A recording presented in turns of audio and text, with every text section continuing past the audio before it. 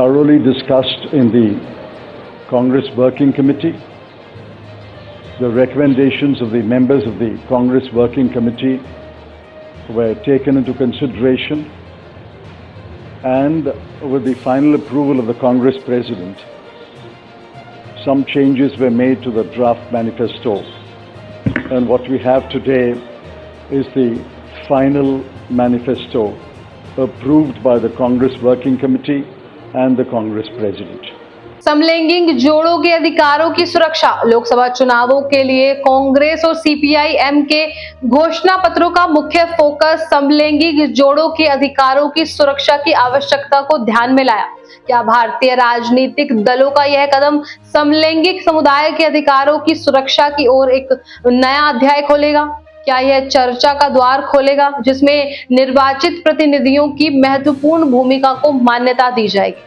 नमस्कार, आप देख रहे हैं न्यूज और मैं हूं आपके साथ तनु शर्मा। चुनावी मौसम में एक महत्वपूर्ण विकास के रूप में कांग्रेस और सीपीआई-एम ने अपने लोकसभा चुनावों के लिए घोषणा पत्रों के माध्यम से समलैंगिक जोड़ों के अधिकारों की सुरक्षा की आवश्यकता को ध्यान में लाया। व्यापक परामर्श के बाद कांग्रेस LGBTQIA+ समुदाय के जोड़ों के बीच नागरिक संघों को मान्यता देने के लिए एक कानून लाएगी। पार्टी का शुक्रवार को जारी किया गया घोषणा पत्र कहता है, उन्होंने ये भी कहा कि संविधान के अनुच्छेद 15 और 16 का विस्तार करके विकलांगता, क्षति या यौन अभिविन्यास के आधार पर भेदभाव को प्रतिबंध करने की बात की गई है। एक महामैराथन सुनवाई के बाद जिसने इस मुद्दे पर एक राष्ट्रीय विवाद उत्पन्न किया, सुप्रीम कोर्ट ने पिछले वर्ष अक्टूबर में अपने फैसले में भारत में क्वीर विवाहों के लिए कानूनी मान्यता देने से इनकार कर दिया था, ये कहते हुए कि यह निर्णय विधानमंडल का है। हालांकि बेंच पर सभी न्यायाधीशों सहमत हो गए थे और भारत संघ उनके संबंध की कानूनी मान्यता के बिना क्वीर संघ में व्यक्तियों के अधिकारों और हकों की जांच करने के लिए एक समिति गठित करेगा। दो राष्ट्रीय राजनीतिक दलों द्वारा नागरिक संघों पर जोर देने से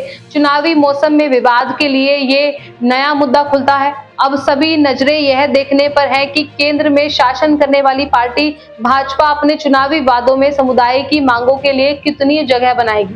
केंद्र सरकार ने सुप्रीम कोर्ट में दायर किए गए अपने काउंटर शपथ पत्र में समलैंगिक विवाह के कानूनी मान्यता मांगने वाले याचिकाओं का विरोध किया था। सीपीआई-एम ने अपने घोषणा पत्र में गुरुवार को इन मुद्दों का भी उल्लेख किया। पार्टी ने कहा कि विवाह के समान समलैंगिक जोड़ों के लिए कानूनी मान्यता और सुरक्षा देने की बात की है, जिसे सिविल यूनियन समलैंगिक समझदारियों कहा जाता है। 1954 के विशेष विवाह अधिनियम के समान विधान बनना ताकि साझेदार को आश्रित के रूप से सूचीबद्ध किया जा सके। वास्तव में सीपीआई-एम भी LGBTQ+ को कवर करने वाले एक व्यापक विरोधी भेदभाव बिल का बात करता है। शिक्षा संस्थानों में आरक्षण और यह सुनिश्चित करना कि LGBTQ+ व्यक्तियों के खिलाफ अपराध गैर LGBTQ व्यक्तियों के खिलाफ अपराधों के समान होते हैं। LGBTQ+ समुदाय के लोगों के लिए, जबकि सीपीएम और कांग्रेस के घोषणा पत्र समुदाय के अधिकारों की रक्षा में